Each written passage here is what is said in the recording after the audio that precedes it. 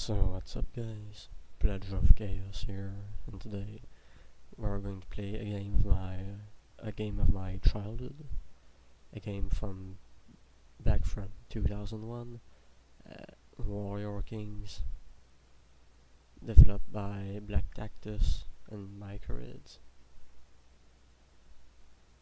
or published by Microids. Anyways, I'll put the full description of what the game is and all of that in the video description. So we have the choice between the House of Cravant or the tutorial. Now, just to get back into it, we will play, but if I remember correctly, we don't really play, we just watch while the game explains to us the game concepts, the game mechanics. So train yourself in the ways of the sword and the scepter, for a true king must be a master of both war and peace. So version 1.4, I get it off of Steam.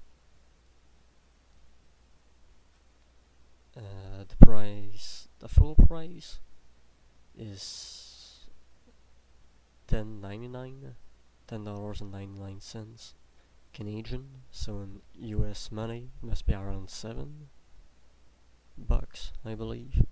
Anyways, enough time lost, let's get right into the tutorial. Oh yeah. Basic economic, advanced economic, basic military, and advanced military. Let's start with basic economic and go through all of them.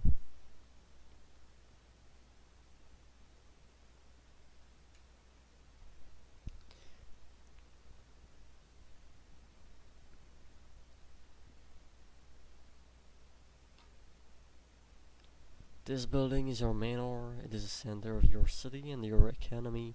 Guards from all your outlying villages will travel here to transfer their resources to your stockpiles. As you advance, the manor will be rebuilt to reflect your growth and become a keep, a castle, and finally a palace.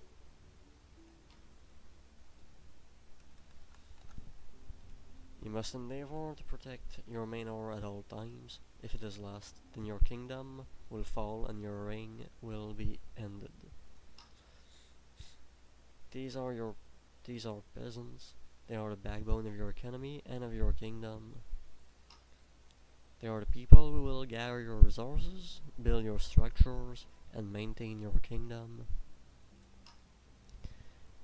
The peasant can be ordered to gather food.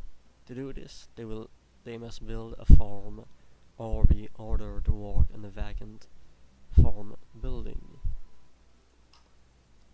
These peasants are gathering material. They have been ordered to chop down the tree and will continue to do so, finding new trees when the old ones are exhausted. These peasants are gathering material from another source. Stone outcrops provide the same resource as trees, but in a more concentrated form. Gold is a special resource which can either be mined from outcrops or from working in shops. A shopkeeping peasant will take wood from your stockpiles and use it to gather gold from shops. Villagers are at the center of your rural economy. It is here that you can hire new peasants to help improve your kingdom. All resources that are gathered by your peasants are returned to the nearest village. Here, they are collected by the cart and taken back to your palace, where they enter your stockpile. Carts transport your resources to the palace or the nearest village along the way.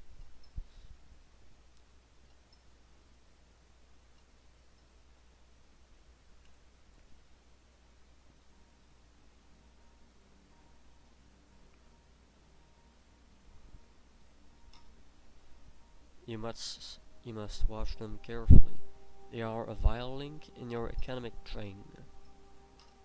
A card can only carry so much. You must assign extra cards if you have a surplus at your village. Your cards are also a primary target for your opponents. They can be ambushed and stolen, giving your enemy a valuable card, as well as many resources that may have been in it. You will automatically be assigned a card whenever you build a new village. However, additional cards must be created at the palace.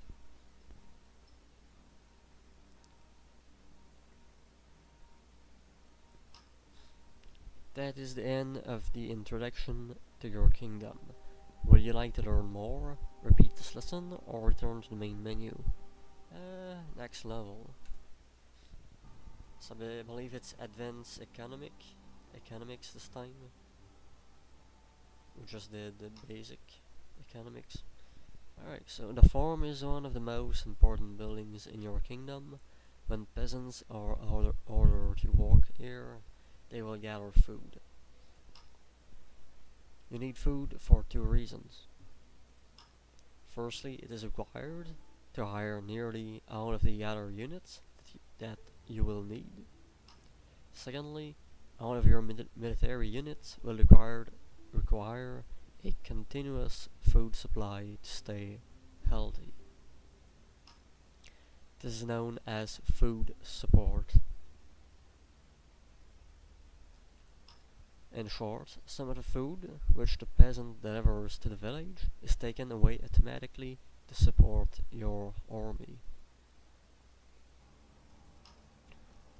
As your army increases in size, it needs more and more food to support it.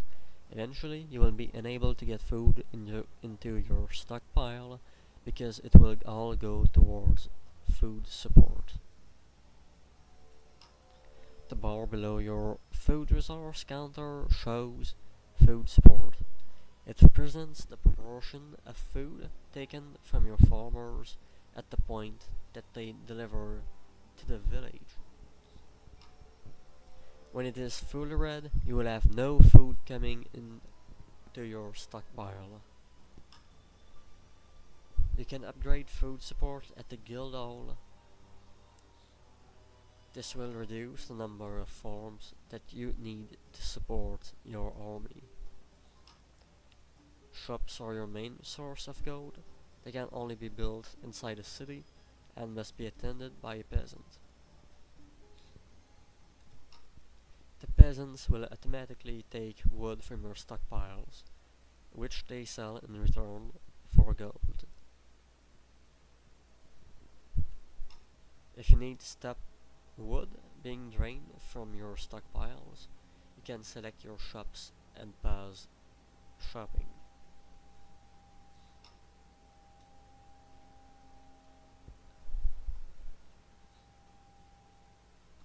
If you have built a windmill, peasants will deliver their gathered food there to be refined and improved.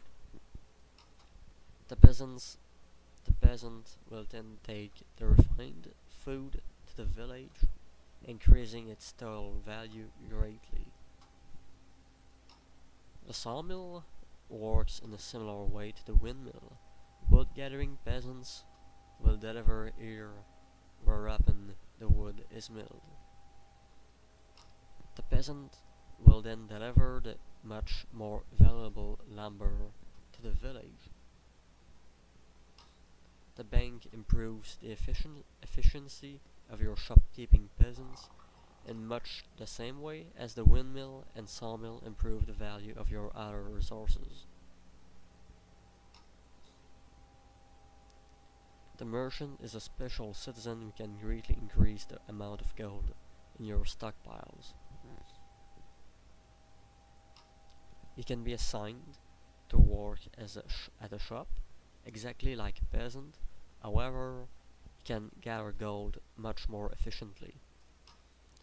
The merchant can also collect gold by visiting trading posts, even trading posts belonging to enemy players.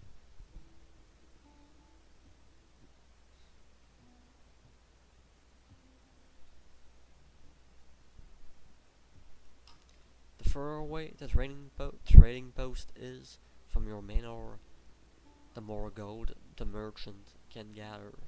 This method also has the advantage of casting no wood.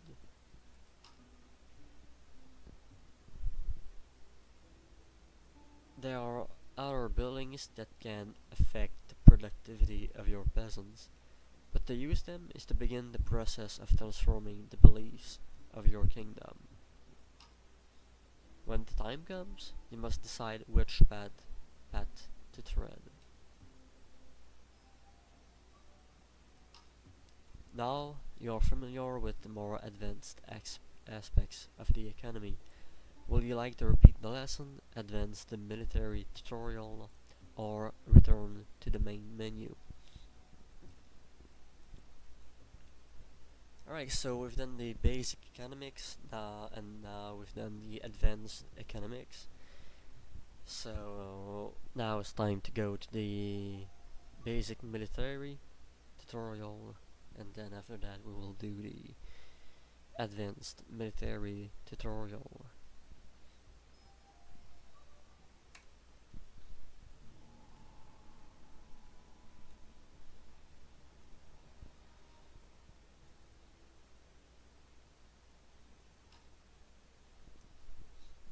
In order to be a great king, you must be both the earth and the sword arm of your nation. Here you will learn the strengths and weaknesses of the soldiers at your command. Broadly speaking, all of the military units that you have available to you fall into one of the following 4 categories.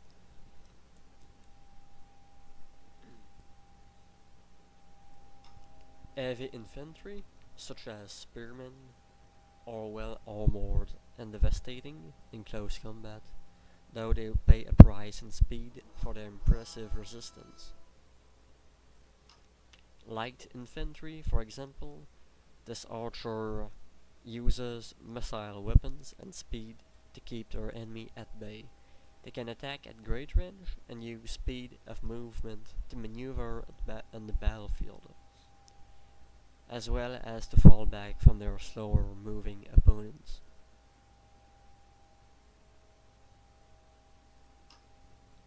Heavy cavalry are well armored and able to move rapidly into close combat range with their target. Although they do not fare well against heavy infantry, they can close the gap to archers well, and once in range can be devastating against lightly armored targets. If used correctly, light cavalry can be one of the most useful soldier types in your army. Their missile weapons enable them to harass their opponents from range, and their great speed allows them to keep their distance, even from heavy cavalry. There is a 5th class that requires its own definition, that is the siege weapon. Siege weapons are used primarily to destroy structures. Some have the capacity to throw heavy projectiles at extreme range, others can withstand enormous punishment in order to get close and pound the enemy to dust or circumvent his defenses entirely. But all types have one major vulnerability: they cannot withstand close combat for long, and their slow speed means that they must be carefully defended at all times. You must learn how to use all of these weapon platforms together, maximizing their strengths and minimizing their weaknesses if you are to prevail on the field of battle. Heavy infantry are strongest against heavy cavalry.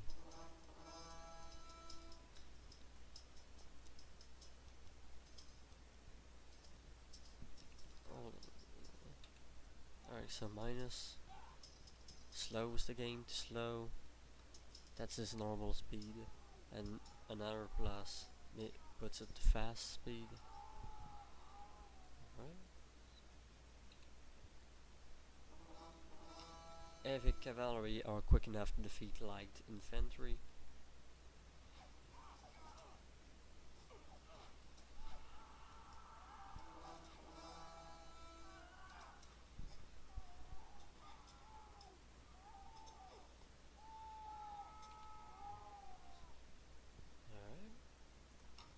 Using their skirmish ability, light infantry are deadly against heavy infantry.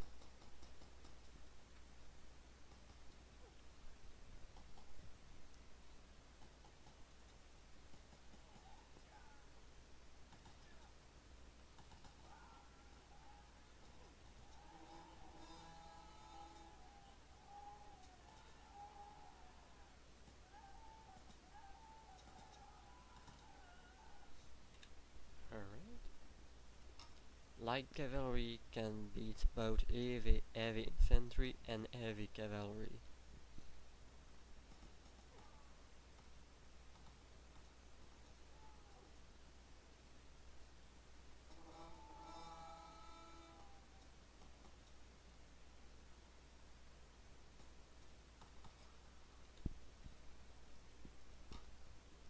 But will always be outranged by light infantry.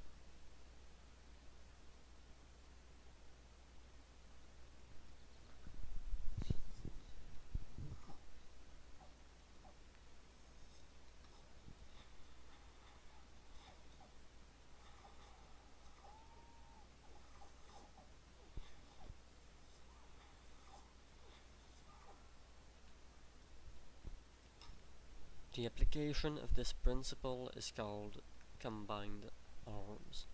You will soon discover that even a large army that does not follow its teachings will fail against a smaller opponent that does. The attack cursor will change color to indicate this. Try not to learn this lesson the hard way. That is the end of the basic military instruction. Would you like to repeat it, move on to the advanced lesson, or return to the main menu?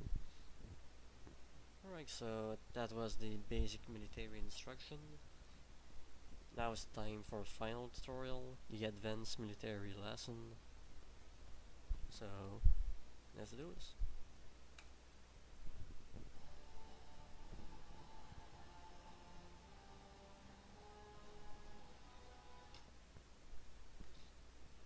Once you have mastered combined arms, you can begin to make use of some of the other more advanced techniques, hard earned and mastered by the great generals across the ages of war.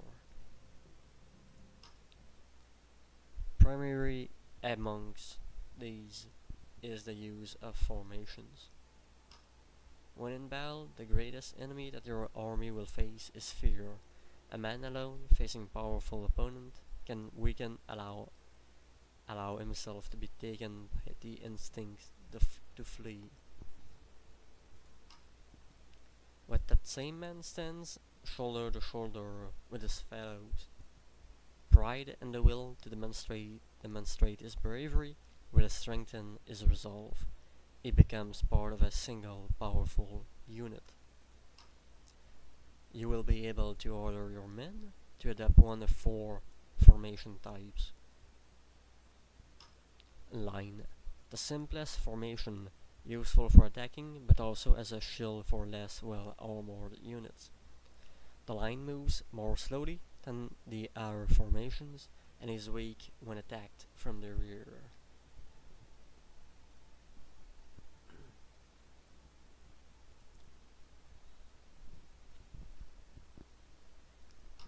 Wedge, a very effective attack formation, devastating on the offensive, but less well defended than other formations.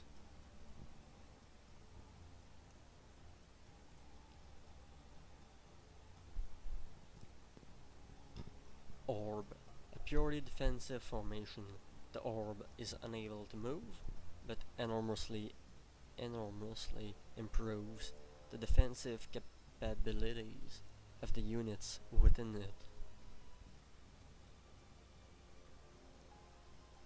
And the column, Primarily a formation used for fast movement, all units in column are able to improve their maximum movement speed, but column is the least effective fighting formation.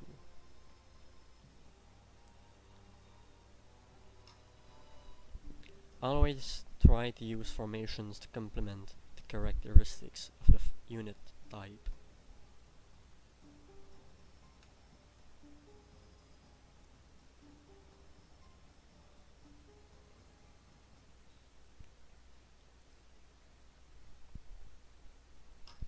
Heavy cavalry have the advantage of speed, so try to keep them in a wedge to maximize this.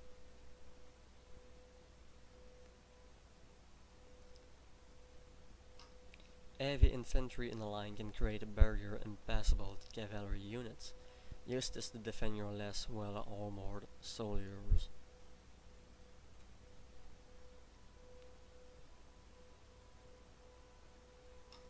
The final lesson which, if learned well, will separate the great generals from the weak is this. Make the battlefield your ally. If you pick the correct ground on which to fight, you can overturn seemingly insurmountable odds.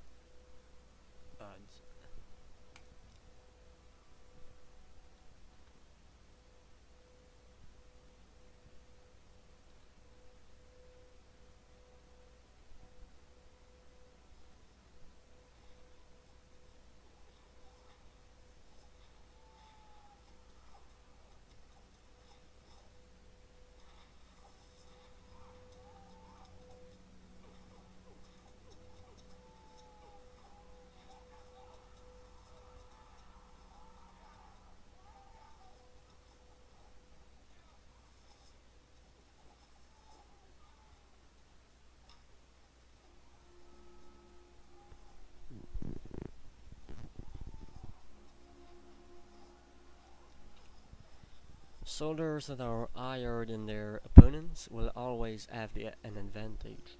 This is particularly true of missile firing units. Archers can fire further and do more damage when shooting downhill.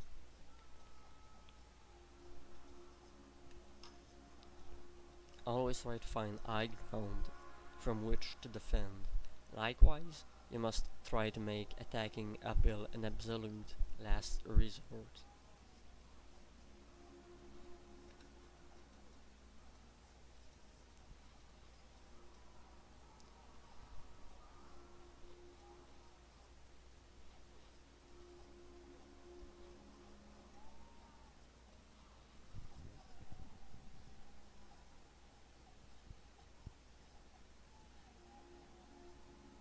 Alright, finally. Remember that all missile units have a supply of ammunition. When their ammunition is exhausted, they will fire at a much slower rate.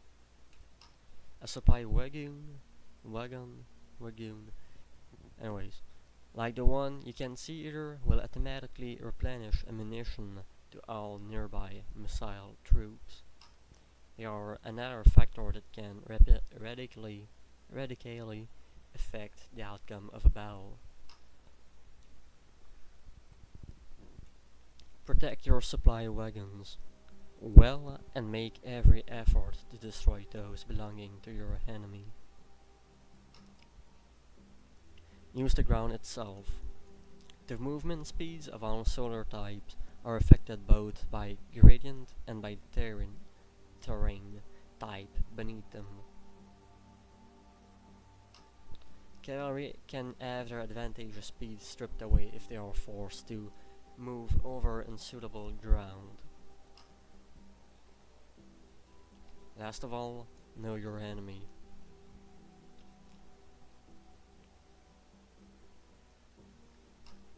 The more information you have about an opponent, the more chance you have of making the decision that will turn the battle. Use scouts or spies, or any of the means at your disposal to find out as much about your enemy as you can. Information is the most powerful weapon of all. That ends the lessons. Now is the time. It is time for you to put theory into practice, and perhaps one day your example will be taught to future warrior kings. Restart, exit the main menu. Alright, so that's the end of the advanced military lesson, and that's also the end of all the tutorials. Basic economics, advanced economics, basic military, and advanced military. So next video we will begin the campaign of our Cravant, however you pronounce it. So I hope you enjoyed it, and I'll see you next video. See ya.